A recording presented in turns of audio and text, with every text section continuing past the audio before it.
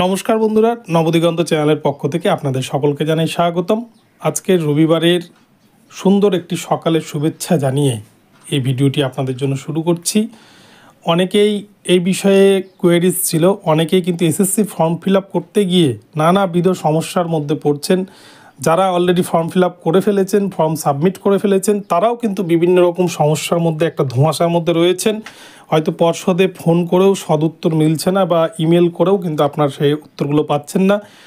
তো school service কমিশনের অফিসে একটি প্রতিনিধি দল গিয়েছিল, তাদের কাছ থেকে বেশ কিছু বিষয় কিন্তু জানতে পেরেছি, এবং কি কি বিষয়ে স্কুল সার্ভিস কমিশনের চেয়ারম্যান এডিট অপশন দিতে চলেছেন, কবে থেকে দিতে চলেছেন, কাদের কাদের ফর্ম রিজেক্ট হতে পারে, কোন কোন ক্ষেত্রে আপনারা এডিট করতে পারবেন না, তার বিস্তারিত কিন্তু ব্যাখ্যা এই ভিডিওতে আপনাদের সাথে দিতে চলেছি। আপনারা মনোযোগ সহকারে এই 3-4 মিনিটের ভিডিওটি একটু দেখুন, তাহলে কোন কোন জায়গায় আপনারা কারেকশান করতে পারবেন।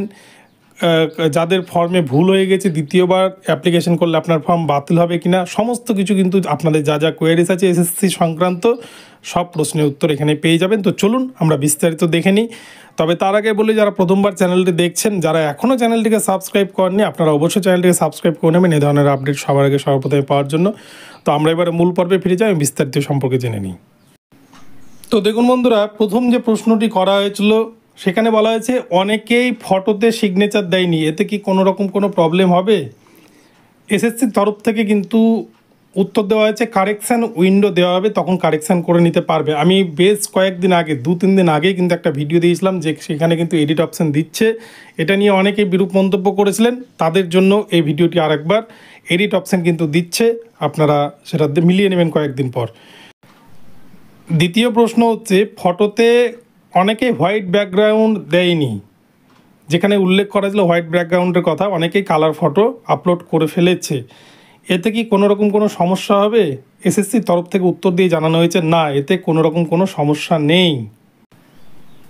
এবারে আসছি মূল যে প্রশ্নটি, যেটি সবার প্রশ্ন, সবার কোয়েরিজ, কারেকশান উইন্ডো কবে দেওয়া হবে আর কি কি অপশান এডিট করা যাবে, এই জায়গাটা ভালো করে বুঝুন। অ্যাপ্লিকেশন শেষ হওয়ার পরে কারেকশান উইন্ডো দেওয়া হবে, তবে অ্যাকাডেমিক্স মার্কসের ক্ষেত্রে কোনো রকম কোনো কারেকশান আপনারা করতে পারবেন না। অন্যান্য যেগুলো জেনারেল ইনফরমেশান রয়েছে সেগুলোতে করতে পারবেন। অর্থাৎ পরিষ্কারভাবে বলে দিয়েছে, অ্যাকাডেমিক মার্কস ছাড়া আর কোনো জায়গায় কিন্তু আপনারা হাত দিতে পারবেন, অর্থাৎ অ্যাকাডেমিক মার্কসের জায়গায় আপনারা কারেকশান করতে পারবেন না, বাদবাকি সমস্ত জায়গায় এডিট করতে পারবেন। তাই অ্যাকাডেমিক মার্কসের জায়গায় যারা ভুল করে ফেলেছেন তাদের দ্বিতীয়বার ফর্ম ফিল আপ করা ছাড়া কিন্তু কোনো রকম কোনো অন্য উপায় নেই, তাদের ফর্ম অলরেডি রিজেক্ট করে দেবে এসএসসি বোর্ড। আরেকজন প্রশ্ন করেছিল যে ওনার অ্যাপ্লিকেশনে বিএডের কালামগুলো ফুল মার্কসের ঘরে বিএড লেখা রয়েছে, অপটেন মার্কসের ঘরে ইউনিভার্সিটি নেম এরকম চলে এসছে। তো সেই জন্য পিডিএফটা প্রিন্ট আউট করে উনি নিয়ে যায় এবং সেটি দেখায়। সেক্ষেত্রে এসএসসি বলেছে এটা কোনো প্রবলেম নয়, আমাদের সার্ভারে ঠিক আছে, এটা সিস্টেমে সব সঠিকই এসছে, পিজির ঘরটাই সিস্টেম নাল নিয়ে নিয়েছে, এই জন্য ঘরগুলো এরকমভাবে চলে এসেছে। সেই ক্যান্ডিডেট আরও প্রশ্ন করেন যে এটির জন্য ভেরিফিকেশানে কোনো সমস্যা হবে না তো? এসএসসির তরফ থেকে জানায় না, এতে কোনো সমস্যা নেই। 5 নম্বর প্রশ্ন, 9-10-এর জন্য বিএ মার্কস কম আছে তাই শুধু পিজি মার্কস দিয়েছে, বিএ মার্কস দেয়নি, অ্যাপ্লিকেশন ক্যান্সেল হয়ে যাবে কি? এক্ষেত্রে এসএসসি বলে যে বিএ এমএ দুটিই দিতে পারে, অথবা শুধু এমএও মার্কস দিতে পারে, ভেরিফিকেশনের সময় যেটির ভিত্তিতে একাডেমিক মার্কস চাইবে সেটা দেওয়া হবে। 6 নম্বর প্রশ্ন, অনেকেরই এটা কোয়েরিজ, অনেকে অ্যাপ্লিকেশনে ভুল করার জন্য দুটি রেজিস্ট্রেশন আইডি থেকে দুটি অ্যাপ্লিকেশন করে পেমেন্ট করে দিয়েছে, তারা খুব চিন্তায় আছে তাদের অ্যাপ্লিকেশন ক্যান্সেল হয়ে যাবে কি না। প্রথমটি ক্যান্সেল হয়ে যাবে, দ্বিতীয়তে অ্যাডমিট ইস্যু হবে, অর্থাৎ প্রথম যে অ্যাপ্লিকেশনটি করেছিল যেটি ভুল হয়েছিল সেটি ক্যান্সেল হয়ে দ্বিতীয়টি তাদের ঠিক থাকবে, এবং সেই ফর্মে অনুযায়ী কিন্তু অ্যাডমিট ইস্যু করবে এসএসসি বোর্ড। 7 নম্বর প্রশ্ন, দুটি ক্যান্সেল হয়ে যাবে না তো স্যার? এসএসসির তরফে বলেছেন না, দুটি ক্যান্সেল হবে না। 8 নম্বরের প্রশ্ন ছিল, অনেকে গ্রেড পয়েন্ট হিসেবে ফুল মার্কস 10 অপটেন সিজিপিএ বসিয়েছে, এটি কি ঠিক আছে?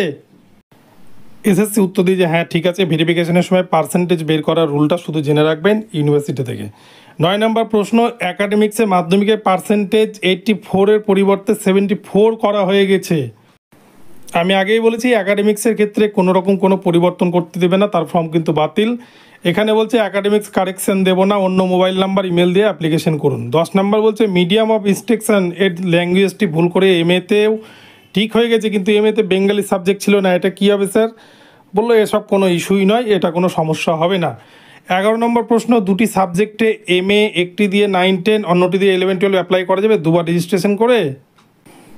এক্ষেত্রে পরিষ্কার জানিয়েছে হ্যাঁ করতে পারবে। তো এই সমস্ত প্রশ্নগুলো অনেকেরই কিন্তু ছিল, তো একটি প্রতিনিধি দল গেছিলো, তাদের থেকে প্রশ্নগুলো নিয়েছি, তাদের কাছ থেকে উত্তর প্রশ্ন সবই নিয়েছি, তাদের থেকেই কিন্তু ভিডিওটা বানিয়েছি। তো ভিডিওটি যদি আপনাদের হেল্পফুল মনে হয়, এ ধরনের আপডেট পেতে অবশ্যই চ্যানেলটিকে ফলো করতে থাকুন এবং সর্বদা চ্যানেলের পাশে থাকুন। দেখা হবে পরবর্তী ভিডিওতে, নতুন আপডেট নিয়ে আসছি। ধন্যবাদ সকলকে।